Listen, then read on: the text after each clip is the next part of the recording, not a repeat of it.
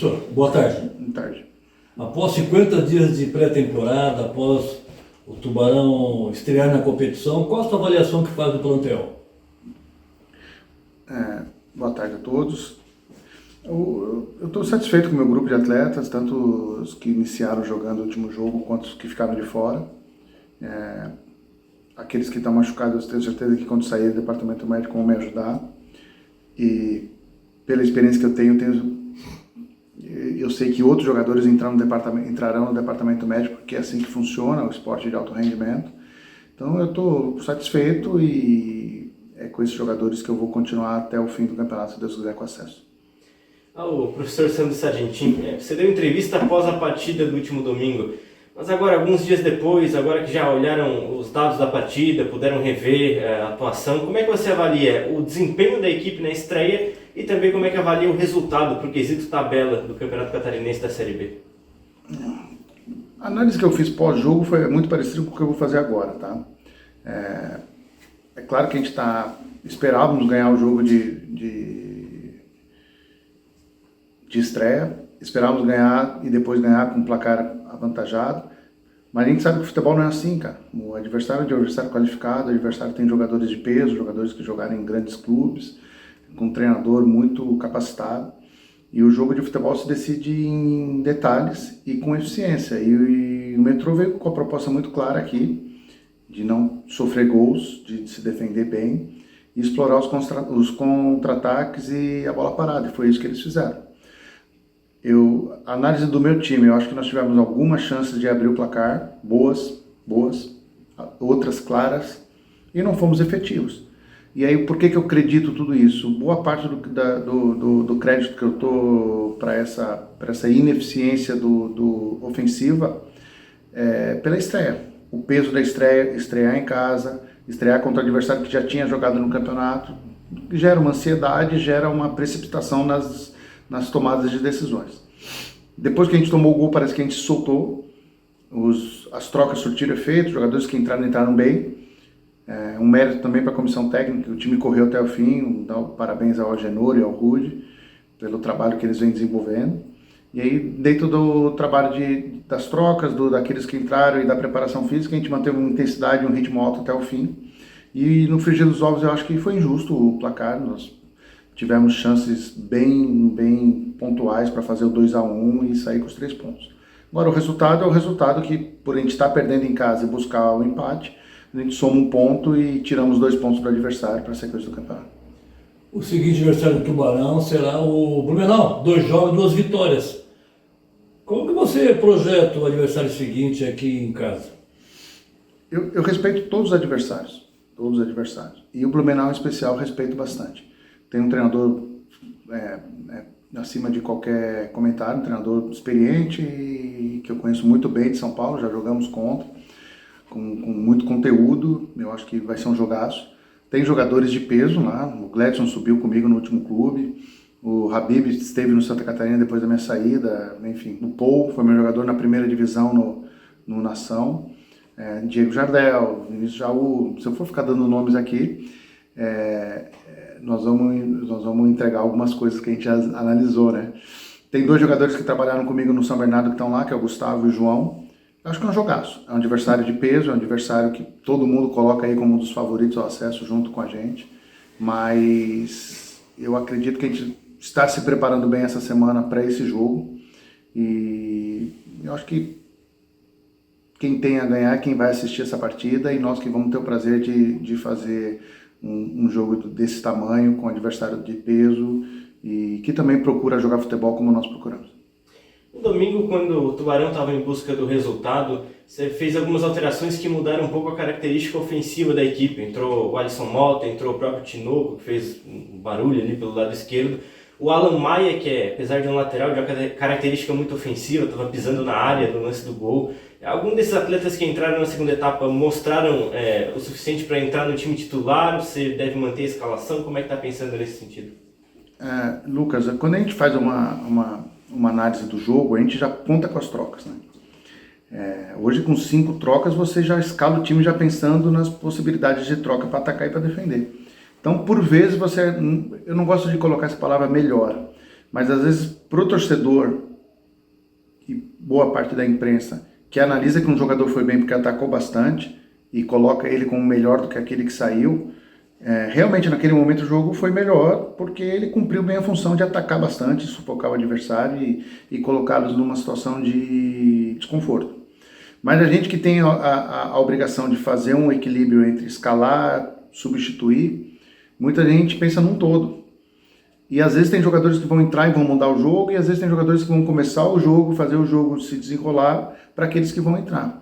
Então a gente pensa todo esse processo no contexto, e para isso que a gente vai escolher os jogadores ideais aí para essa escalação contra o São Bernardo.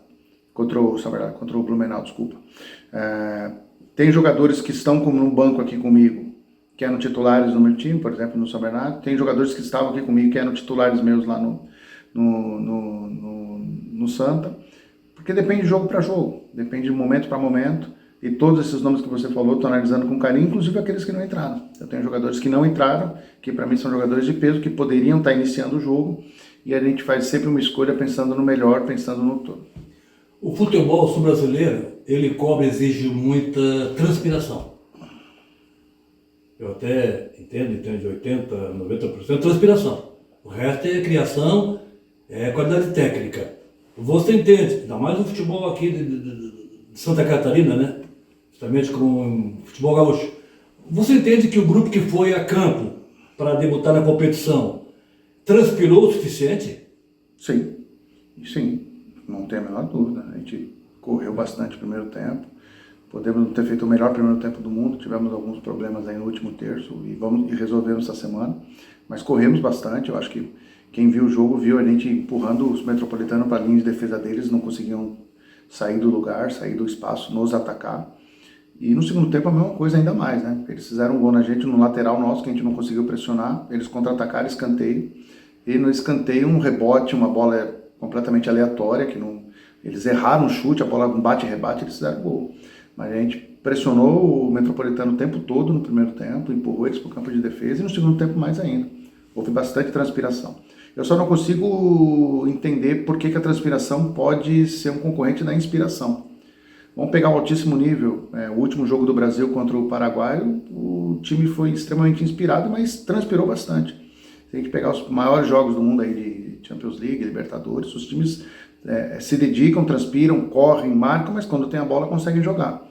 Essa é que eu pretendo que sempre seja a marca dos meus times, um time que corre, que marca, se dedica, põe o pé na bola, ganha a primeira, ganha a segunda bola, mas quando tem a bola, conseguir jogar bem, conseguir envolver o adversário e conseguir jogar futebol, que é para isso que o jogador se prepara e para isso que nós estamos aqui. Queria ver o técnico falar sobre o encaixe do meio-campo do último jogo. Tive um Felipe Manuel, camisa 5, muito presente na saída de bola, dando esse primeiro toque. O Evandro, com a característica também de controle de jogo, fazendo a bola girar, buscando clarear um pouco esse passe. E o Denner também, pisando um pouco no último terço, mas também com a qualidade que ele tem por característica de meio-campista. Os encaixes do meio-campo funcionaram como você queria, e o que também está sendo treinado para essa semana com relação, talvez, a esse trio aí de meio-campo? E por vezes o Marcelo vinha para o meio-campo abrindo espaço para o Acaso, por vezes o Kaique vinha para o meio-campo abrindo espaço para o Luiz. Tem momentos que a gente tem 3 jogadores no meio, tem momentos que tem 5, tem momentos que tem 2 quando o Denner ou o meia invade a área junto com o atacante. Tem momentos que tem 2 quando o Manuel faz uma saída com 3 e fica Denner e Evandro. É a rotação e a necessidade e tudo esses movimentos são treinados em relação a aquilo que a gente pensa do jogo de acordo com o que o adversário nos marca.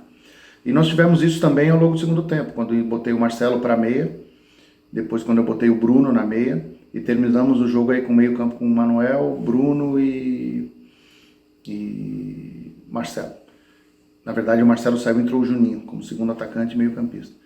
Foram os mesmos movimentos, os mesmos encaixes, a mesma rotação, tanto para marcar quanto para construir, e as alterações com o Tinoco e com o Alisson também fazendo essa função de um falso meio campista e ponta para fazer a dobra junto com o lateral. O professor, você tem vários desenhos táticos. O jogo diante da equipe do Metropolitano, nós enxergamos muita bola aérea. E o Tubarão, do meio para diante, jogadores de baixa estatura. Também de camisa 9, o Caio Vieira, bom jogador tecnicamente, atarracado, forte, se movimenta bem pelas beiradas do campo de jogo. E nas bolas aéreas você entende que não é complicado, porque não tem um jogador com a estatura ideal para chegar e concluir? A nossa ideia era entrar por dentro e fazer o gol, né? Entrar pelo centro, melhor dizendo. Mas o adversário não permitiu. E aí a gente tem que criar alternativas. Eu posso chegar no gol com a bola rápida por dentro, eu posso chegar no gol com a bola alta num contra-ataque por dentro, eu posso chegar no gol indo pela linha de fundo cruzando alto, eu posso chegar no gol indo pela linha de fundo cruzando baixo, como foi o gol que o Denner perdeu, uma bola para trás, que eu chamo bola de funil. Eu posso fazer o gol numa bola parada. Isso tudo é o que o futebol me permite. A altura, a estatura, eu acho é relativo. O Caio é um jogador baixo que ataca muito bem a bola. E se a gente for ver o gol que ele fez, foi um cabeceio do Alan Maia. Porque o cabeceio também é posicionamento e ataque ao espaço.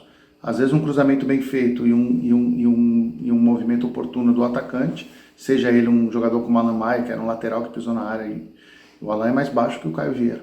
Ele copiou a bola de cabeça. Então, é o plantel que eu tenho na mão hoje, é os jogadores que eu tenho à disposição e a gente vai estar buscando variações e possibilidades para estar chegando no gol, tanto por dentro quanto pelo lado. Pelo lado pode ser com bola no chão ou bola alta, e por dentro pode ser com bola rápida ou pode ser com bola alta também, depende do que o adversário me permitir, mas nós estamos preparados para todos. Previsão aponta a possibilidade de chuva para o jogo desse domingo contra o Blumenau. A possibilidade do campo molhado muda um pouco a preparação, muda um pouco a proposta de jogo do Tubarão? Atrapalha.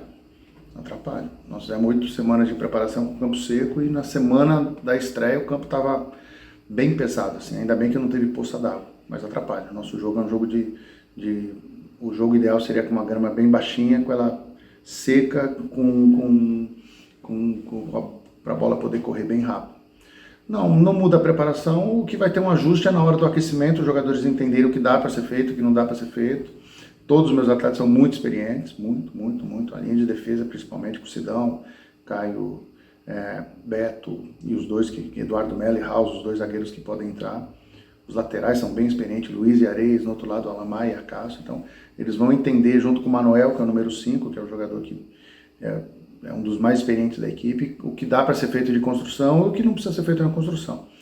Mas, evidentemente, que um campo encharcado vai nos atrapalhar bastante e, por essa semana está sendo uma semana de sol, eu espero que caso chova no domingo, não seja uma chuva suficiente para deixar o campo com poça d'água para atrapalhar tanto.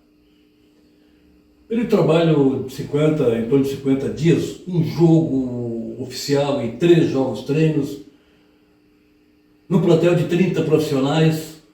Alguma peça não correspondeu até aqui, que de repente não rendeu o aguardado do professor, e acrescendo, o Brendo está no período de transição, o Pilar não terá condição de seguir no grupo. Você pensa em pensar outro nome? Não, ao longo de 9 semanas de preparação e 4 jogos, algum jogador não foi bem em algum momento, mas isso não quer dizer que nós vamos escantear o jogador e nem expor ele aqui. Ele tem o direito de fazer um jogo mal e daqui a pouco ele tem o poder de fazer um jogo bom. E eu estou com eles em todos. Assim como em algum momento eu vou escalar mal ou mexer mal. Isso não quer dizer que eu sou um treinador escanteado pela direção ou nem um treinador com baixa eficiência dentro do processo. Eu acho que o equilíbrio que vai sempre manter o meu grupo forte e nosso trabalho. Eu penso assim, nosso campeonato nós vamos classificar, vamos brigar até o fim pelas 2 primeiras vagas e aí no mata-mata que nós vamos resolver se o time, nosso acesso, tá? Então, os jogadores têm todo o direito de não fazer jogos bons, só que eles têm que correr. Eles têm que se dedicar, eles têm que se entregar. E eles sabem muito bem disso e isso eles estão fazendo. Agora, quem fez isso, quem não fez isso, em que jogo, eu não vou expor aqui. Em relação ao Breno, o Breno está entregue ao departamento médico, está no período de transição. Mais do que isso, eu não consigo falar, até porque eu não tenho essa informação. Eu estou cuidando dos atletas que estão disponíveis na minha mão. Quem vai chegar, quem não vai chegar, e teria que ser o Felipe Gil, que poderia estar conversando contigo. Neste momento, eu estou cuidando muito daqueles atletas que estão à disposição para esse jogo do Blumenau, que é muito importante. Falando de um jogador de categoria de base, o Thiago Tinoco, que foi sua primeira alteração no último domingo, foi muito bem no Sub-21, já estava com ritmo de jogo e foi aproveitado novamente, mostrando a personalidade. Queria ouvir você falar sobre ele, também sobre o Juninho, que é outro que foi bem na categoria de base, também ganhou oportunidade aí no time principal.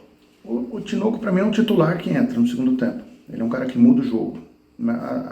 questionamento nosso da comissão até hoje cedo é sair jogando com ele, eu não vou ter ele no segundo tempo. Quão vantajoso isso é para a equipe hoje? Será que eu tenho 2 Tinocos na mesma posição para eu botar um e tirar o outro e aumentar o ritmo?